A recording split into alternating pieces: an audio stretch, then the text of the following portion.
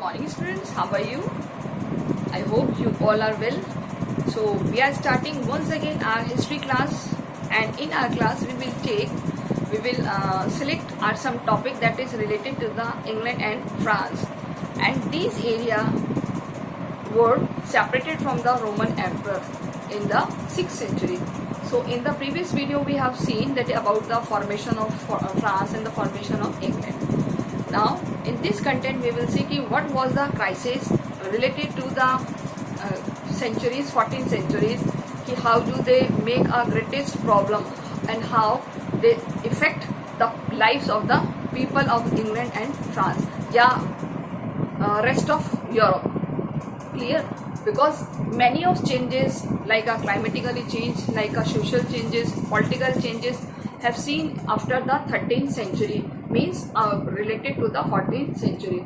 So these changes have mostly affected the life of European persons, European cultures, and how do they survive in this changing culture, and how they develop the Europe and European countries. So we will see one by one how do they change, how do they develop after these drastically changes. So first of all we are starting the crisis of 14th century. So it is our history class, subject history. Okay. So first of all we will discuss about the crisis of 14th century. Crisis of 14th century, यानी कि 14th century में क्या क्या crisis आए थे. तो सबसे पहले मैं आपको बता दूं कि यूरोप वो एक ऐसा एरिया था जिसमें बहुत सारे डेवलपमेंट हुए हैं, लेकिन ये डेवलपमेंट की यात्रा जो हम आज देखते हैं, यूरोप का part France and England and the Austria and the Italy, पहले ये ऐसे नहीं थे. So all these areas, this territory have faced many of the problem. बहुत सारी प्रॉब्लम्स को इन्होंने झेला है और उसके बाद ये आज के रूप में आई है. तो क्या क्या प्रॉब्लम्स को इन्होंने फेस किया है, किस किस तरीके से इन्होंने अपने आप को सर्वाइव किया है, तो हम वो देखते हैं. तो फर्स्ट प्रॉब्लम थी क्लाइमेट चेंज की. क्लियर? यानी कि फर्स्ट क्राइसिस आया था, वहाँ पर क्लाइमेट चेंज होने लग गए थे इन 13th सेंचुरी में. क्लियर? और वो क्लाइमेट कैसे चेंज हुई थी कि पहले जो वार्म क्लाइमेट थी, जो गर्म जलवायु थी, अब धीरे धीरे कन्वर्ट होने लगी थी बिटर कोल्ड में.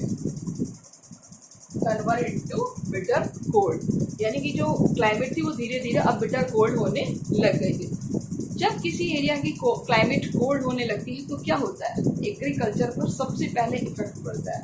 तो एग्रीकल्चर पे क्या इफेक्ट पड़ा कि जो एरिया पहले हम 3 टाइम्स उस पर फार्मिंग कर रहे थे, कल्टीवेशन कर रहे थे, एग्रीकल्चर कर रहे थे, अब वो धीरे धीरे कम होने लग गया था. ओके, बिकॉज कि कुछ मॉइस्चर लैंड्स की प्रॉब्लम भी आ गई थी, एग्रीकल्चर लैंड्स की भी प्रॉब्लम आ गई थी. तो जिस सीधा इसका effect that was on the life of humans. Okay, so क्या इफेक्ट है, सबसे पहले हम बात करेंगे कि in the 13th century the warm summers of the previous 300 year से जो चली आई थी is a change into bitterly cold. Bitterly cold में वो कन्वर्ट हो गए थे. ओके, सेकंड बात करें तो ग्रोइंग क्रॉप्स वर रिड्यूस, यानी कि जो ग्रोइंग क्रॉप्स थी, क्रॉप्स वर रिड्यूस, यानी कि जो क्रॉप्स का जो सीजन था वो धीरे धीरे रिड्यूस होने लग गया था, क्योंकि ज़्यादा ठंड में फार्मिंग नहीं हो सकती. हम बात करें तो it is difficult to grow crop, difficult to grow crops, यानी कि अब क्रॉप्स को ग्रो करना बहुत ज़्यादा डिफिकल्ट होता जा रहा था in the on higher ground, on higher ground. बड़े खेतों में इसको करना बहुत मुश्किल आ रहा था. Storms and the oceanic, storms and जो ओशियनिक क्या होती है कि जो समुद्र से जो एक तरीके से चेंज हो रहा है, वो क्या हो गया था, उससे क्लाइमेट पर सीधा सीधा इफेक्ट पड़ा था. ओशियनिक एक्टिविटीज से एनवायरमेंट पर बहुत ज़्यादा चेंज आने लग गए थे. यानी एनवायरमेंट उससे इफेक्ट होने लग गया था। क्या इफेक्ट होने लग गया था कि they destroy many farm streets. उन्होंने क्या कर दिया, डिस्ट्रॉय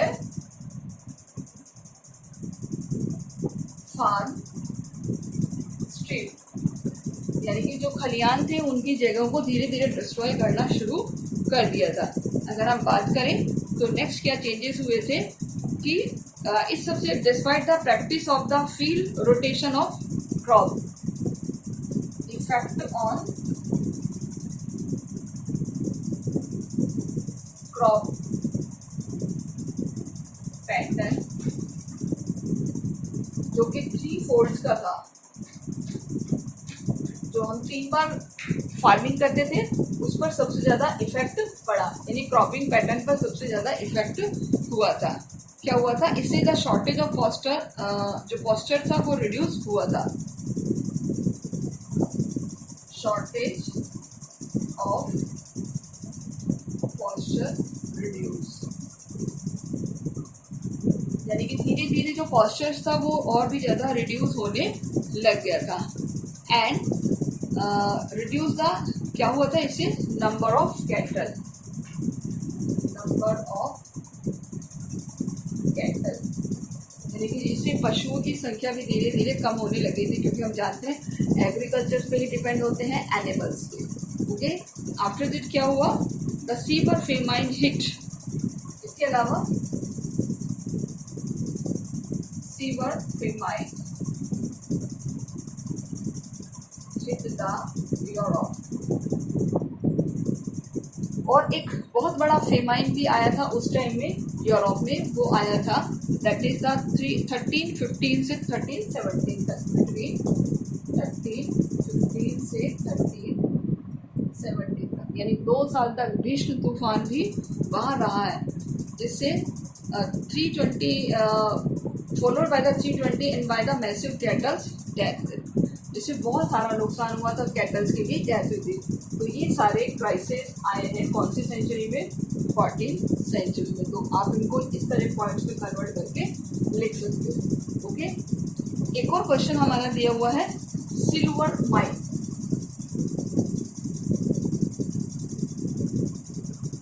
सिल्वर माइन क्या थी कि पहले कॉइन्स बनाने के लिए जो सिल्वर था वो ऑस्ट्रिया और सर्बिया से आता था।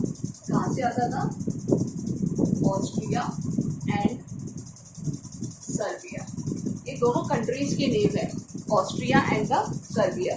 यहाँ से जो सिल्वर था वो आता था, लेकिन माइनिंग पे इफेक्ट हुआ। अब वो माइनिंग पे इफेक्ट होने की वजह से सिल्वर आना बंद हो गया।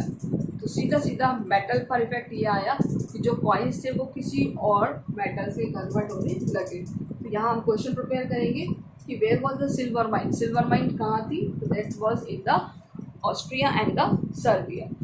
ओके, अब एक और चीज़ आई थी वहाँ पर, वो थी bubonic plague infection. Bubonic plague infection, Europe में एक बीमारी आई है जिसका नाम है ब्यूबोनिक प्लेग इन्फेक्शन, जिसको हम ब्लैक डेथ भी कहते हैं। क्या कहते हैं, ब्लैक डेथ। ओके, तो किस तरीके से ये ब्लैक डेथ का सीन हम आया है, क्या था, यूरोप में जो बहुत सारे ट्रेड्स थे वो सी रूट्स के थ्रू होते थे, और ये सी रूट्स क्या थे, इनमें शिप्स वगैरह जो चलते थे ओशियन, समुद्र के रास्ते से, और ये शिप आपस में थिंग्स एक्सचेंज करते थे। तो क्या हुआ, इनके साथ कुछ रेट्स यानी कुछ चूहे भी उस शिप में आने लग गए थे। देखिए, the ships carrying goods from distance countries, यानी दूर के देशों से शिप्स आते थे यूरोप के पोर्ट पर, along with the ships come with the rates, चूहों के साथ, और उन्होंने कौन सी डिजीज को स्प्रेड किया है, ब्यूबोनिक प्लेग, एक इन्फेक्शन की डिजीज थी जिसको ब्लैक डेथ कहा गया है। क्यों कहा गया, जिसमें बहुत ज़्यादा लोग मरे थे। In Europe related isolated in earliest centuries, that is between 347 से 350 तक, 347 से 1350, यानी कि 1347 से 1350 तक। अब इसमें देखिए क्या था, modern estimate of the mortality was 20% of the people in Europe, यानी कि 20% के करीब लोग इसमें मर गए थे। और जो पॉपुलेशन थी वो 40% पॉपुलेशन इससे ग्रेटली इफेक्ट हुई थी। 40% people was the greatly affected through this disease. Okay, तो एक बहुत बड़ा ये जो लॉस था वो हुआ था उस ड्यूरेशन में। Clear? And next we will see कि जो ट्रेडर्स वर्ड्स थे वो बहुत ज़्यादा इससे इफेक्ट हुए थे, क्योंकि जो ट्रेडिंग एक्टिविटीज़ थी वो धीरे धीरे इफेक्ट होने लग गई थी। और अब ट्रेड करना उतना इजी नहीं रहा था। सो अगर किसी एक को ये ब्यूबोनिक प्लेग जैसी डिजीज़ हो जाती तो दूसरा उससे अपने आप को आइसोलेट कर लेता। जैसे अगर हम आज बात करें तो कोरोना जैसी डिजीज़ में हम अपने आप को आइसोलेट कर लेते। So just like this disease can be seen at that time. Okay, अब इससे एक और प्रॉब्लम आई थी और वो प्रॉब्लम थी the problem of labour.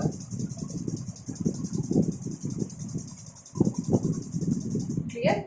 Next paragraph में दिया है कि जो इकोनॉमिक क्राइसिस हुआ था और उससे एक लेबर प्रॉब्लम आई थी, और वो क्या प्रॉब्लम आई थी? लेबर की शॉर्टेज हो गई थी, लेबर्स की कमी हो गई थी। क्योंकि हमने देखा था ना कि बहुत सारी जो पब्लिक थी वो डेथ ही हो गई थी, कुछ लोगों ने अपने उसको चेंज कर लिया था, कुछ लोग शिफ्ट हो गए थे इधर उधर। तो एक एग्रीकल्चर के काम के लिए, ट्रेड के लिए जो सबसे ग्रेटेस्ट प्रॉब्लम थी that was the problem of labour. Clear?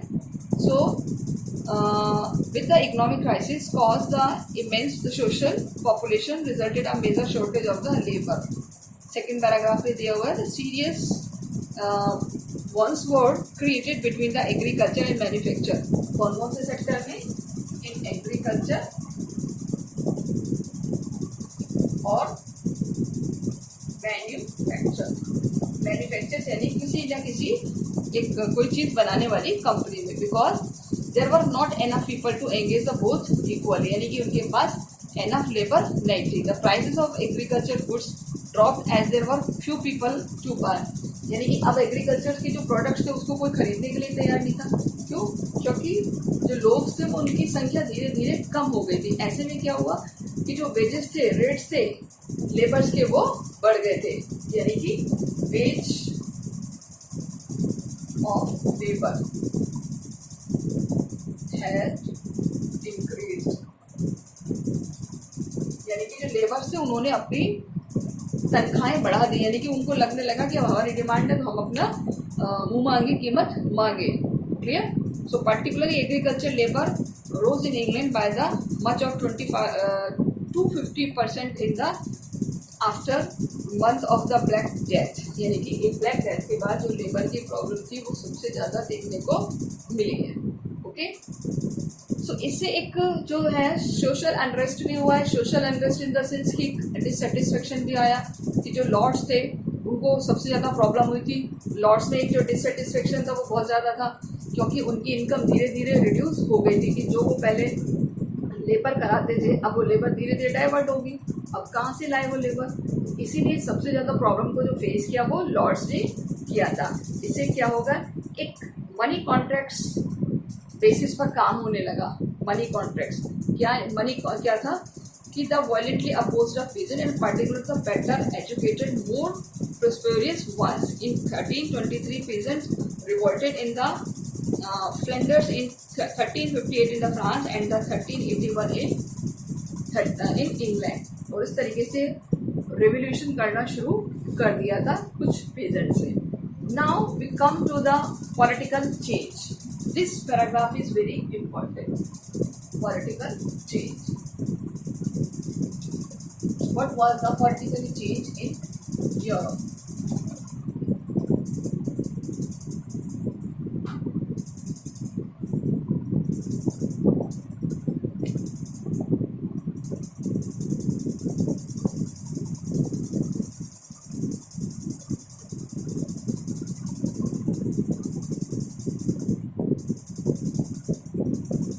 Europe के कुछ पॉलिटिकली एनवायरनमेंट में चेंज आने लगा, यानी कि जैसे जैसे सोशली और इकोनॉमिकली चेंज आया वैसे वैसे कुछ पॉलिटिकली चेंजेस भी आते चले गए। वो क्या पॉलिटिकली चेंजेस थे? दैट इज 16th सेंचुरी में, यानी कि आफ्टर 14th सेंचुरी, 15 और 16th सेंचुरी में जो यूरोपियन किंग थे उन्होंने अपने आप को बहुत ज़्यादा मिलिट्री और फाइनेंशियली पावरफुल शो करना शुरू कर दिया था. So power of new state they created the significant Europe and new economic change. So यहाँ पर एक नया वर्ड शुरू हुआ है, that is the new monarch. That is the new monarch. यानी कि अब नए नए राजा सामने आने लग गए थे. और इस न्यू मोनार्क में आए थे, फर्स्ट आया था लुइस 11. ये भी एक किंग था. क्लियर. तो यहाँ पर कुछ नेम्स दिए हुए, लुइस किंग इन फ्रांस. यानी कि अब जो पुराने राजा थे उनका दौर खत्म हो गया, अब नए राजा आए थे. इसके अलावा मैक्सिमिलियन,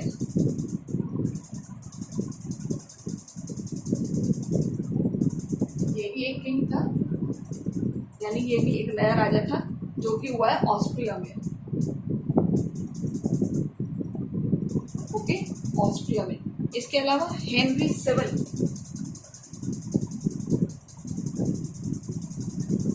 इन इंग्लैंड. यानी अब जो नॉर्मल्स थे वो चले गए, जो एंजल्स थे, सेक्शंस थे, वो भी चले गए, नॉर्मल्स भी चले गए. अब कौन से किंग आ गए? Henry 7. Okay, Henry 7 in England. और आइसाबेले,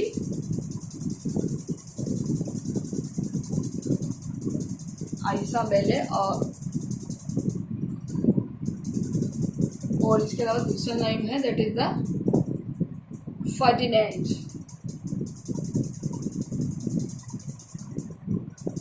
ये दोनों भी किंग्स हुए हैं और ये हुए स्पेन में. स्पेन. तो यूरोप में अब एक नया ऐसा कल्चर आया था जो न्यू किंग्स का आ गया था, जो एब्सोल्यूट रूलर थे, जो वास्तव में रूलर थे.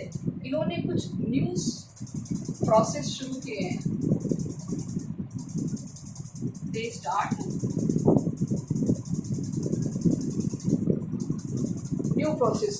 इन सभी राजाओं ने कुछ नए प्रोसेस शुरू किए. सबसे पहला क्या है, इन्होंने क्या है, the process of standing आर्मीज. The process of standing आर्मीज. यानी कि अब इन्होंने एक ऐसी आर्मी को शुरू कर दिया जो परमानेंट आर्मी हो, जो एक्सपर्ट आर्मी हो, जो कुशल सेना हो. इसके अलावा परमानेंट ब्यूरोक्रेसी.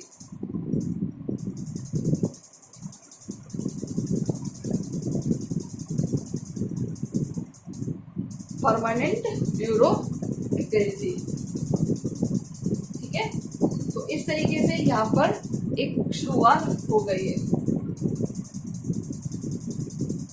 ब्यूरोक्रेसी.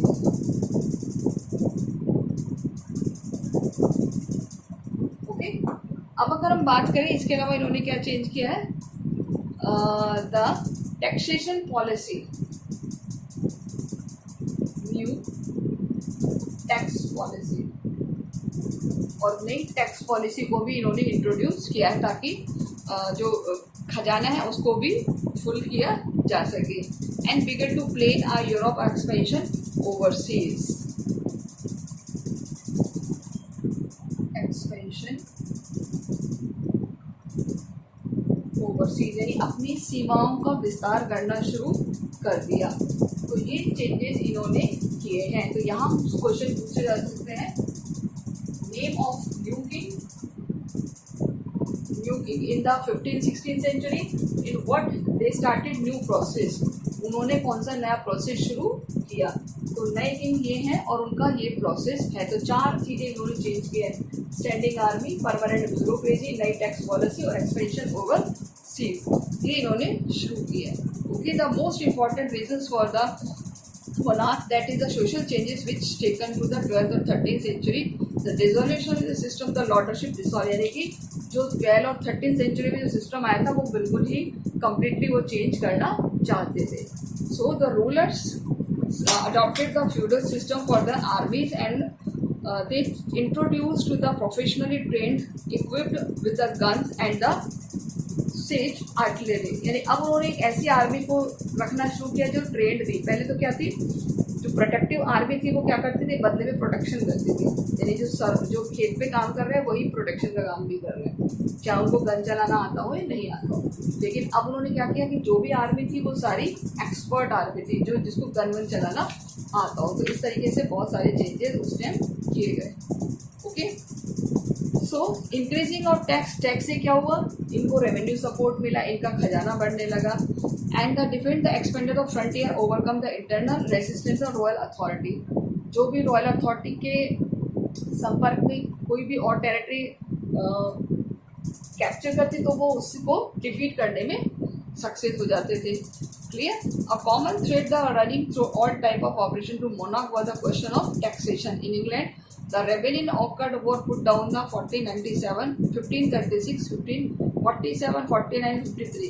और इन फ्रांस में जो लुई 11 है had a wage long struggle against the dukes and the princes, यानी कि इनको भी बहुत सारी प्रॉब्लम्स को फेस करना पड़ा था। But it is doesn't matter, हमें कुछ नहीं पढ़ना है इस पैराग्राफ पे। हम आ जाते हैं सीधे लास्ट पैराग्राफ पे, that is related to the later history of France and England. अब देखिए फ्रांस और इंग्लैंड की हिस्ट्री में क्या चेंज आया है। सबसे पहले फ्रांस, ओके, ये हमारा इम्पोर्टेंट पार्ट है। फ्रांस की हिस्ट्री में क्या आया है, एक नया शेप आया है कि लुई 13, कौन सा किंग, लुइस 13, जो लुई 13वां था उसने क्या करा, जो कि 1640 में किंग बना है, 1640 इन फ्रांस किंग। ओके, उसने क्या करा कि हेल्ड अ फ्रेंच कंसल्टेंस असेंबली, यानी कि फ्रेंच में एक कंसल्टेटिव असेंबली को इंट्रोड्यूस किया जिसका नाम है एस्टेट जनरल।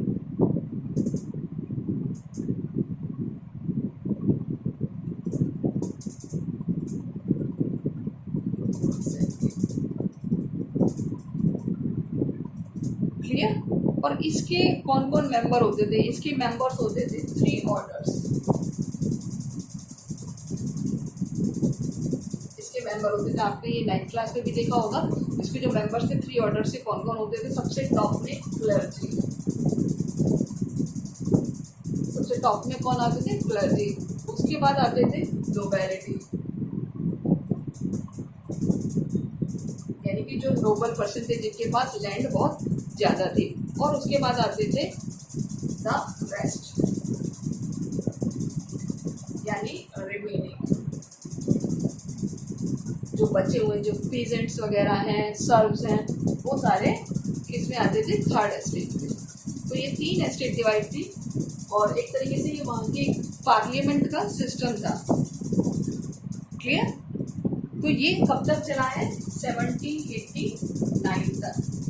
1789 में क्या हुआ था, फ्रेंच रिवॉल्यूशन।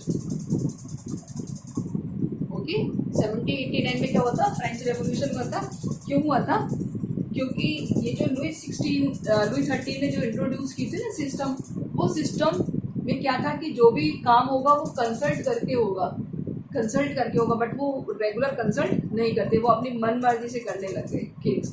तो इस तरीके से फ्रेंच के लोगों को ये पसंद नहीं आया, तो उन्होंने एक रेवोल्यूशन किया जिसको फ्रेंच रेवोल्यूशन कहते हैं, जो कि 1789 में हुआ था, फ्रेंच रेवोल्यूशन।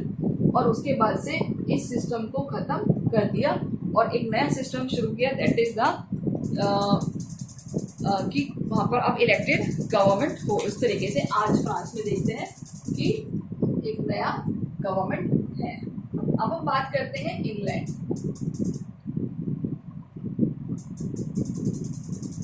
इंग्लैंड में पार्लियामेंट कैसे आई है, देखिए। सबसे पहले हम बात करें तो इंग्लैंड में एंग्लो सेक्शन के टाइम में एक ग्रेट काउंसिल होती थी, टाइम ऑफ एंग्लो, जिन्होंने एंग्लो एक और सेक्शन ने मिलकर के क्या बनाई थी, एक काउंसिल, एक परिषद बनाई थी, काउंसिल बनाई थी, यानी ग्रेट काउंसिल जिसको हम कहते हैं। ये क्या करते थे कि ये कंसल्ट करते थे, कंसल्ट दैम, यानी कि ये इससे क्या करते थे, सलाह लेते थे, कंसल्ट करते थे। क्यों करते थे कि किसी भी टैक्स को किस तरीके से शुरू किया जाए। Okay, consult with council before impose new tax. अगर कोई नया टैक्स इम्पोज करना है तो वो इनसे कंसल्ट किया जाएगा, क्लियर। और बाद में ये क्या बन गई, वहाँ की पार्लियामेंट, और ये काउंसिल किस में कन्वर्ट होगी, पार्लियामेंट में। ओके, यही काउंसिल बाद में किस में कन्वर्ट होगी, पार्लियामेंट। अगर आप देखें तो आज ब्रिटेन में पार्लियामेंट है ना, किंग भी है और पार्लियामेंट भी है। So which is consist the house of lord, और इसके दो हाउस बन गए, हाउस ऑफ लॉर्ड्स और हाउस ऑफ कॉमन्स। कितने हाउस बन गए, हाउस ऑफ लॉर्ड्स और हाउस ऑफ कॉमन्स।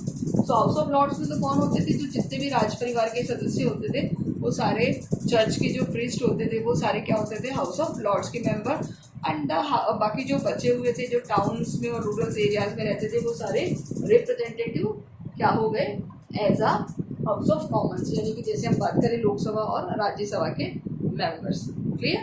ऐसे ही वहाँ पर ब्रिटेन की पार्लियामेंट है जिसमें हाउस ऑफ लॉर्ड और हाउस ऑफ कॉमन दो हाउसेज होते हैं। लेकिन किंग चार्ल्स फर्स्ट था, वो क्या करा था, यानी कि किंग चार्ल्स फर्स्ट, उसने क्या करा, विदाउट पार्लियामेंट कंसल्ट नहीं किया, यानी कि पार्लियामेंट से कंसल्ट नहीं किया, वो अपनी मनमर्जी से काम करने लग गया। तो लोगों ने इसका अपोज करना शुरू कर दिया चार्ल्स फर्स्ट को, कि किस तरीके से, देखिए ये जबकि पार्लियामेंट है, पार्लियामेंट के थ्रू काम करना चाहिए, बट उसने इस चीज़ को नहीं माना, जो कि 11 ईयर तक रूल किया है, यानी कि विदाउट कॉलिंग पार्लियामेंट को बिना बुलाए उसने काम करना शुरू कर दिया। So when he was the force to votes against again, इसके ऊपर दबाव डाला गया, फोर्स किया गया कि भाई ऐसा मत करो, पार्लियामेंट के अकॉर्डिंग काम करो, बट वो नहीं माना। अंततः उसको एग्जीक्यूट किया गया, यानी उसको फांसी की सजा दी गई, और वहाँ पर एक रिपब्लिक को एस्टेब्लिश कर दिया, जो कि बहुत लंबे टाइम तक नहीं चला, क्योंकि मोनार्की वॉज रिस्टोर्ड, और मोनार्की को वापस से रिस्टोर कर दिया, यानी रिपब्लिक के जगह वहाँ पर क्या हो गई, monarchy. So both on the condition of parliament would be called regularly. अब पार्लियामेंट रेगुलर बुलाई जाती है, यानी मोनार्की भी है और पार्लियामेंट भी है, इसीलिए सिस्टम को क्या कहते हैं, कॉन्स्टिट्यूशनल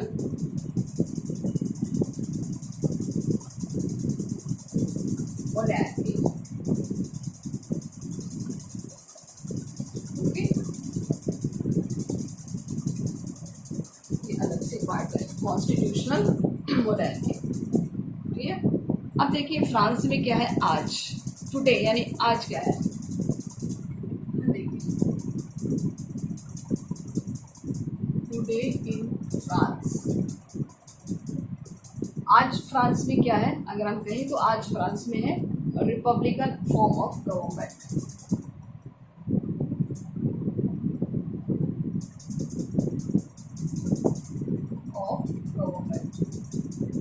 और इंग्लैंड में क्या है, ठीक है, और इंग्लैंड में क्या है, इंग्लैंड में है मोनार्की विद कॉन्स्टिट्यूशन, यानी constitutional monarchy. In England, constitutional monarchy. So this is the because of different direction at the stories of the two countries took after the 17th century. 17th century के बाद ये जो British change आए हैं ये हमें देखने को मिलते हैं, clear. So this is the trouble of England and France, कि किस तरीके से एक फ्रांस और इंग्लैंड जैसे कंट्रीज डेवलप हुए हैं, जो कभी एक 3 ऑर्डर्स में डिवाइड थे, जिसमें नोबल्स, क्लर्जी और पीजेंट्स की हमेशा खिंचतान चलती रहती थी, लड़ते रहते थे, एक रेवोल्यूशंस होते रहते थे। और आज हम देखें तो इंग्लैंड और फ्रांस वर्ल्ड के सबसे डेवलप्ड कंट्रीज़ हैं, जो बहुत ज़्यादा देखें तो यूरोप में पावरफुल है। और अब तो फ्रांस और इंग्लैंड दोनों ही ऐसे पावरफुल कंट्रीज हैं जिन्होंने और अन्य देशों को अपनी कॉलोनी बनाया है, अपना मार्केट बनाया है। तो इस तरीके से एक ये नया सिस्टम डेवलप हुआ है, after the 16th century 17th century, जब से वहाँ पर पॉलिटिकली चेंजेस आए हैं, नए राजा आए और नए राजाओं ने नए नए सिस्टम्स को इम्प्लीमेंट किया है. So clear students, so this is your topic of the three orders. In next video we will attempt the new content of the history chapter number 7. Okay, so do your homework. Maximum questions जो भी हैं I have clear on the board, और अगर फिर भी कोई नहीं हो तो हम जो लाइव सेशन लेंगे उसमें आपके क्वेश्चंस को क्लियर कर दिया जाएगा. बट रिमेंबर दिस कि all of students have compulsory to complete your homework and preparation, and do prepare for the Sunday test. So okay students, take care और रेगुलर वर्क करते रहिए, रीड करते रहिए. Okay, thank you students.